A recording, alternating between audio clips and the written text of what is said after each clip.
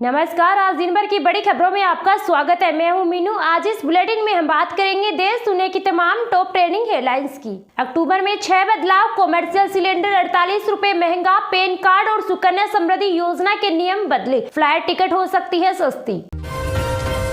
हरियाणा में बोले पीएम मोदी का कांग्रेस को ठगी की लत लगी, उसके राज में दलाल और दामाद मालामाल हुए, ये सबसे बड़ी दलित विरोधी पार्टी। सरकार ने सितंबर में जीएसटी से 1.73 लाख करोड़ रुपए जुटाए, सालाना आधार पर इसमें 6.5% की बढ़ोतरी। सितंबर 2023 में 1.62 लाख करोड़ रुपए जीएसटी कलेक्ट किया था। जम्मू कश्मीर में 5 बजे तक 65% वोटिंग, पीडीपी ने धीमे वोटिंग कराने के आरोप लगाए। इंजीनियर राशिद बोले सत्ता चाहता तो मोदी से हाथ मिलाता। हरियाणा विजय संकल्प यात्रा में बोले राहुल गांधी का कांग्रेस नेता शेर, आरएसएस में दम नहीं, ये लोग मुझे देखकर छिप जाते हैं, मैं बीजेपी मोदी से नफरत नहीं करता। बॉलीवुड एक्टर गोविंदा के पैर में लगी गोली, रिवॉल्वर रखते वक्त मिस फायर। एक्टर ने ऑडियो मैसेज में कहा, मैं अब ठीक हूँ, बुलेट निकाल दी गई। एसबीआई अमृत कलश स्कीम में 31 मार्च तक कर सकेंगे निवेश। इसमें सीनियर सिटीजन को 7.60% और अन्य को मिल रहा 7.10% सालाना ब्याज। पश्चिम बंगाल में जूनियर डॉक्टर फिर हड़ताल पर, कहा सुरक्षा की मांग पर ममता सरकार का रवैया पॉजिटिव नहीं, हम पर अब भी हमले जारी। अब घर बनाना होगा मुश्किल, ईंट, रोड़ी, सीमेंट और सरिया के बढ़ गए दाम। योगी सरकार ने लिया बड़ा फैसला, उत्तर प्रदेश में 39,000 सरकारी कर्मचारियों को इस महीने सैलरी नहीं मिलेगी, संपत्ति का ब्यौरा नहीं देने की मिलेगी सजा। गांधी परिवार ने 50 साल तक भारत को लूटा, राहुल के बयान पर भड़के केंद्रीय कपड़ा मंत्री गिरिराज सिंह, बताया दिमागी दिवालियापन के शिकार। देश का मानसून ट्रेकर, मध्य प्रदेश के 22 श्रद्धालु नेपाल की बाढ़ में फंसे, बिहार में 8 लोग बहे, यूपी में बारिश बिजली का अलर्ट। राजकोट में पहली बार आज कैंसर योद्धाओं का गरबा, 9,000 मरीज, उनके परिजन और डॉक्टर होंगे शामिल, 700 लड़कियों को फ्री एचपीवी वैक्सीन देंगे। बुलडोजर एक्शन पर फैसला आने तक सुप्रीम कोर्ट की रोक, कहा तोड़फोड़ की तो पीड़ित की प्रॉपर्टी का रिकंस्ट्रक्शन होगा, मुआवजा दिया जाएगा। वाराणसी के 14 मंदिरों में साईं बाबा की मूर्तियां हटाई, सनातन रक्षक दल ने 100 मंदिरों की लिस्ट बनाई, सपा बोली माहौल बिगाड़ रहे। कर्नाटक सीएम सिद्धारमैया बोले पत्नी के प्लॉट लौटाने के फैसले से हैरान, एमयूडीए स्कैम में मेरे खिलाफ ईडी केस का आधार क्या, ये बदले की राजनीति। बंगाल गवर्नर की ममता बनर्जी को चिट्ठी, केंद्र से मिले 1.17 लाख करोड़ रुपए का हिसाब मांगा, कहा सीएजी रिपोर्ट विधानसभा में पेश करे। बॉलीवुड एक्टर गोविंदा के लिए महाकाल मंदिर में महामृत्युंजय जाप, बेटी टीना के कहने पर 51 पंडितों ने 2 घंटे तक अनुष्ठान किया, पैर में लगी थी गोली। तिरुपति लड्डू विवाद, एसआईटी जांच रोकी गई, आंध्र पुलिस बोली सुप्रीम कोर्ट की गाइडलाइन के मुताबिक जांच आगे बढ़ाएंगे। चुनाव आयोग ने राम रहीम की पैरोल मंजूर की, हरियाणा में रहने और चुनाव प्रचार करने पर रोक लगाई, इनका 36 सीटों पर प्रभाव। राहुल प्रियंका की हरियाणा विजय संकल्प यात्रा, थानेसर में श्रमिकों व ट्रक ड्राइवरों से की मुलाकात, जीटी रोड बेल्ट से गुजरी यात्रा। सिद्धारमैया पर ईडी ने मनी लॉन्ड्रिंग का केस दर्ज किया, कर्नाटक सीएम पर मैसूरू लैंड स्कैम का आरोप, लोकायुक्त टीम पहले से जांच कर रही। एमपी के 22 श्रद्धालु नेपाल में फंसे, पशुपतिनाथ दर्शन करने गए थे, बाढ़ से ब्रिज सड़कें बही, श्रद्धालु बोले हम भूखे प्यासे, सरकार हमें सुरक्षित निकाले। टीआई ने फेसबुक पर शेयर किया राहुल गांधी का मीम, वीडियो में जाति जाति करते दिखे, कांग्रेसी बोले फोन पर कार्यकर्ता को धमका रहे।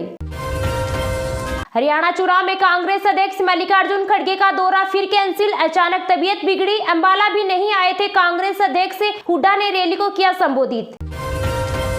असली एनसीपी किसकी, सुप्रीम कोर्ट में सुनवाई टली, बेंच बिना मामला सुने उठी, शरद गुट ने महाराष्ट्र विधानसभा चुनाव से पहले फैसले की मांग की। हरियाणा चुनाव से पहले राम रहीम को पैरोल का विरोध, कांग्रेस ने लिखी इलेक्शन कमीशन को चिट्ठी, कहा पोलिंग प्रभावित हो सकती है। मद्रास हाईकोर्ट के आदेश पर सदगुरु के आश्रम की तलाशी, कोर्ट बोला अपनी बेटी की शादी करा दी, दूसरों की बेटियों को सन्यासी क्यों बना रहे हो।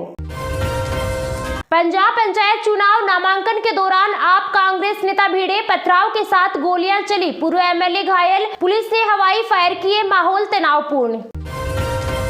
हरियाणा में चंद्रशेखर दुष्यंत के काफिले पर हमला, चौटाला बोले लोकसभा चुनाव में अटैक के वक्त यही एसपी एसएचओ थे, निगरानी के लिए आईपीएस लगाई। सोना चांदी में आई तेजी, सोना 200 रुपए बढ़कर 75,397 पर पहुंचा। वहीं चांदी 838 रुपए महंगी होकर 90,238 रुपए प्रति किलोग्राम बिक रही।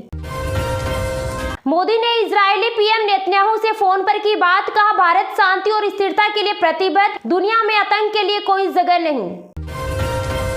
आर्मी चीफ उपेंद्र द्विवेदी बोले चीन के साथ हालात स्थिर सामान्य नहीं, हमें लड़ना भी है, साथ भी रहना है, सेना हर परिस्थिति के लिए तैयार। ये तो थी आज की टॉप हेडलाइंस। अब जानते हैं आज की कुछ महत्वपूर्ण खबरों को विस्तार से, लेकिन अभी तक आपने इस वीडियो को लाइक नहीं किया तो लाइक कर दीजिए। हरियाणा में बोले पीएम मोदी, का कांग्रेस को ठगी की लत लगी, उसके राज में दलाल और दामाद मालामाल हुए, ये सबसे बड़ी दलित विरोधी पार्टी। पीएम मोदी ने पलवल की रैली में बोलते हुए कहा कि कांग्रेस की कथनी और करनी में हमेशा से काफी ज्यादा अंतर है। उन्होंने लोगों को सावधान करते हुए कहा कि आपके पड़ोस में हिमाचल प्रदेश है, वहाँ हिमाचल के लोगों को कांग्रेस ने बड़ा धोखा दिया है। हिमाचल प्रदेश कभी कांग्रेस को इसके लिए माफ नहीं करेगा। कांग्रेस ने वहाँ चुनाव जीतने के लिए कहा था कि हर महीने पैसे देंगे, आज 2 साल हो चुके हैं लेकिन वहाँ के लोगों को कुछ नहीं मिला। पहली कैबिनेट में लाखों नौकरियों में मुहर लगाने का वादा किया था, कर्मचारियों को सपने दिखाए गए, आज उनको सैलरी समय पर नहीं मिल रही है। कांग्रेस के लोगों को हिमाचल से माफी मांगनी चाहिए, लेकिन इन्हें ठगी की लत लगी है। अब हरियाणा के लोगों को भी ठगी की लत के कारण झूठे वादे बेच रहे हैं। पीएम मोदी ने कांग्रेस की नीयत पर सवाल उठाते हुए कहा कि कांग्रेस की नीयत में ही खोट है। कांग्रेस हरियाणा के नौजवानों के हितों के खिलाफ है। यहाँ बीजेपी ने बिना खर्ची पर्ची के करीब 1.5 लाख सरकारी नौकरियां दी है। कांग्रेस वाले फिर वही खर्ची पर्ची सिस्टम हरियाणा में वापस लाना चाहते हैं। कांग्रेस की नसों में भ्रष्टाचार भरा हुआ है, ये दलालों और दामादों की पार्टी बन चुकी है। कांग्रेस के समय में या तो दामाद मालामाल हुआ या दलाल मालामाल हुए। कांग्रेस राज में किसानों को 2-2 रुपए का मुआवजा मिला है। मोदी ने पलवल की रैली में बोलते हुए कहा कि कांग्रेस देश की सबसे बड़ी दलित विरोधी पार्टी है। इस पार्टी ने 2 बार डॉक्टर अंबेडकर को चुनाव हरवा दिया। उनको डर था कि बाबा साहेब अगर पार्लियामेंट में आएंगे, अगर उनकी आंखों में आंख मिलाकर सवाल पूछेंगे तो ये जवाब नहीं दे पाएंगे। मोदी ने कहा कि कांग्रेस को लगता है कि 10 साल हो गए, हरियाणा वाले इन्हें थाली में परोस कर सता देंगे। यही गलतफहमी कांग्रेस को मध्य प्रदेश में भी थी, वहाँ वे जश्न मनाने लगे थे, लेकिन वोटिंग के दिन एमपी की जनता ने कांग्रेस को दिन में तारे दिखा दिए। यहाँ आपके पड़ोस में राजस्थान है, वहाँ भी कांग्रेस ने किसानों और युवाओं को भड़काने की कोशिश की थी, लेकिन हुआ क्या, कांग्रेस धड़ाम हो गई। हरियाणा में भी कांग्रेस धड़ाम होने जा रही है। प्रधानमंत्री नरेंद्र मोदी ने कहा कि हरियाणा में कांग्रेस के भीतर जो कलह मची है, हरियाणा के लोग इसे भी देख रहे हैं। कांग्रेस से सबसे अधिक नाराजगी तो दलित, पिछड़े और वंचित समाज की है। दलित समाज ने भी ठान लिया है कि बापू बेटे की राजनीति को चमकाने का अब दलित मोहरा नहीं बनेंगे। प्रधानमंत्री नरेंद्र मोदी ने कहा कि कांग्रेस ने देश के लिए जरूरी हर विषय को उलझाए रखा। कांग्रेस ने अयोध्या में राम मंदिर नहीं बनने दिया। कांग्रेस ने जम्मू कश्मीर में संविधान पूरी तरह से लागू नहीं होने दिया। उसने हमारी बहनों को संसद और विधानसभा में आरक्षण से वंचित रखा। उसने हमारी मुस्लिम बहनों को 3 तलाक की समस्या में उलझाए रखा। कांग्रेस ने देश की देशवासियों की समस्याओं का समाधान नहीं किया, बल्कि अपने परिवार को स्थापित करने में पूरी शक्ति लगा दी। प्रधानमंत्री नरेंद्र मोदी ने कहा कि आपने देखा होगा कि ये लोग दिन रात मुझे गाली देते हैं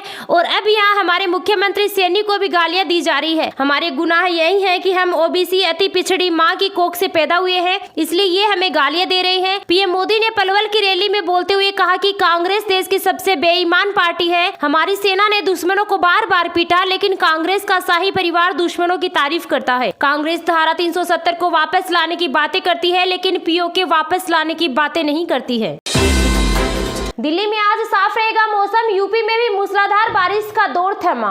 दिल्ली में बारिश के ब्रेक लगने से तापमान बढ़ने के साथ ही गर्मी बढ़ने की संभावना है। दिल्ली में आज मौसम साफ रहने वाला है। 3 अक्टूबर तक ऐसे ही मौसम बना रहने वाला है। उत्तर प्रदेश में बारिश का सिलसिला फिर से थमने वाला है। पश्चिमी यूपी में 1 से 3 अक्टूबर तक मौसम शुष्क रहने के आसार है। वहीं पूर्वी यूपी में इस दौरान छिटपुट बारिश हो सकती है। फिलहाल यूपी में कहीं भी अच्छी बारिश होने की कोई संभावना नहीं है। दिल्ली में बारिश का दौर थम गया है। बारिश की कमी होने से उमस भरी गर्मी बढ़ने लगी है। दोपहर के समय तेज धूप खिल रही है। तापमान में वृद्धि होने से लोग परेशान हो रहे हैं। झारखंड की राजधानी रांची में बारिश का दौर थम गया है। शहर को मौसम विभाग ने ग्रीन जोन में रखा है। मौसम विभाग की रिपोर्ट के अनुसार यहाँ आने वाले दिनों में भी बारिश की कोई संभावना नहीं है। मौसम विभाग के अनुसार राजस्थान में आज मंगलवार को उदयपुर, कोटा, भरतपुर, अजमेर के कुछ इलाकों में बारिश की संभावना जताई है, जिसे लेकर अलर्ट भी जारी कर दिया गया है। इसके अलावा पश्चिमी राजस्थान में मौसम शुष्क रहेगा। बिहार में पिछले 5 से 6 दिनों से लगातार बारिश का दौर जारी जारी है। विदाई से पहले यहाँ जमकर बारिश दर्ज की गई है। विभाग की माने तो अगले कुछ दिनों तक बारिश कम होगी। सितंबर माह में बिहार में 88% बारिश दर्ज की गई। मौसम विभाग के अनुसार इस बार बिहार में सामान्य से 28% कम बारिश दर्ज की गई, लेकिन अब ज्यादातर इलाकों में बारिश लगभग नए के बराबर होगी। राष्ट्रीय राजधानी में मंगलवार को न्यूनतम तापमान 26.4 डिग्री सेल्सियस दर्ज किया गया, जो इस मौसम के सामान्य तापमान से 2.9 डिग्री अधिक है। भारत मौसम विज्ञान विभाग ने दिन में आसमान साफ रहने का अनुमान जताया है। विभाग के अनुसार सुबह 8:30 बजे आर्द्रता 85% थी। मौसम विभाग ने दिन में आसमान साफ रहने तथा